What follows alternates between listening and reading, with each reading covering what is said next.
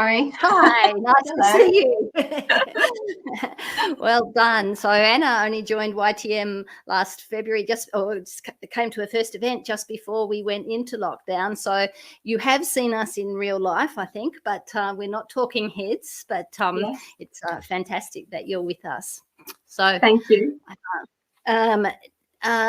So Anna is a CPA and registered tax agent with over 15 years accounting experience within the sporting and not-for-profit sector in both Australia and the UK. She runs her own accounting practice based in Ashwood and primarily works with small business owners, the sports industry and not-for-profit clients, helping them to grow their business and achieve their goals. What influences me to take on pro bono clients? So I currently work with 2 lovely pro bono clients, which I will talk a little bit about later on. But there's quite a specific reason why I chose to take on some pro bono clients. When I was 34, I was diagnosed with breast cancer. It was not long after we relocated from the UK to Australia, so it was actually just 3 months after we relocated. So it happened quite suddenly. Huge shock to myself and my husband. Looking back on it now, we're very grateful it happened before we had our beautiful daughter, because it was a lot more simple when it was just myself and my husband. So it happened 3 months after we moved here. We almost moved straight back to the UK. It was such a life-changing event for us to go through. Thankfully, we decided to stay, and we're extremely glad that we made that decision.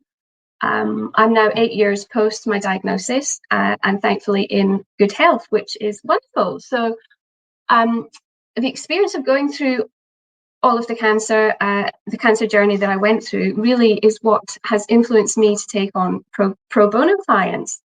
It's made me feel extremely passionate about raising awareness about breast cancer in particular, and in particular in younger women, because I was diagnosed at age 34. It does happen to younger women. A lot of people think it's a disease that primarily affects older people, but younger women are affected by this, so it's very important that we're aware of our risks.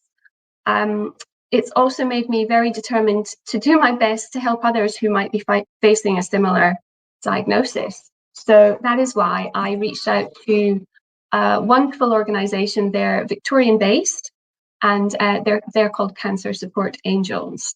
So they provide support for cancer patients and for their families who are going through a diagnosis and a really difficult time. It might be financial support, it might be support groups. They provide all sorts of different levels of support. So I reached out to offer some pro bono accounting services to Cancer Support Angels. So really, the situation that myself and my husband went through with my diagnosis is what influenced me to then feel that it would be really, really a positive thing for me to do, to use that experience to then offer pro bono services.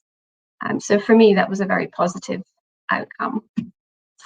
And so talking about positive change, it was obviously quite a negative experience for me to go through, but thankfully came through it and have tried to turn it into a positive thing. So I found that obviously my pro bono work is a positive change that's come out of quite a negative experience. I've currently got 2 pro bono clients. Cancer Support Angels was my first.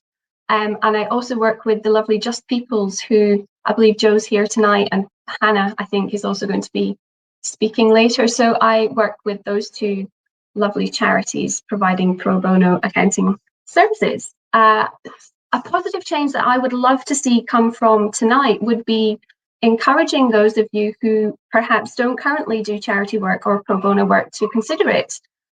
We've all got different skills, we've got different transferable skills and valuable skills that we could offer on a pro bono basis. So that's a positive change that I'd just like you all to maybe consider, whether you have something to offer to others in that way.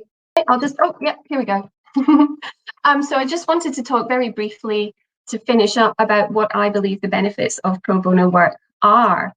For me, there's quite a lot of benefits that I feel are personal benefits and also business related benefits. So helping others within your community, for me, is a huge benefit that I see. It's It's nice to be able to feel you can contribute to your community. You can choose to support a charity that's specifically quite close to your heart, which is obviously what I've done with the cancer charity that I work with, and also with Just People's as well. The feel-good factor for me is great. It's great to know that I'm helping other people. It also enhances your network, so your personal network, your business network. It will just enhance your contacts and potentially can provide you with some referral opportunities as well. And goodwill. So with your existing client base and prospective clients, potential clients, it could also enhance the level of goodwill. So I just wanted to finish with a question and ask, what could you do today to give back to your community? I just thought that could be a nice way to finish up, if everyone could just have a think to see if there's something they could give back. Thanks, Karen.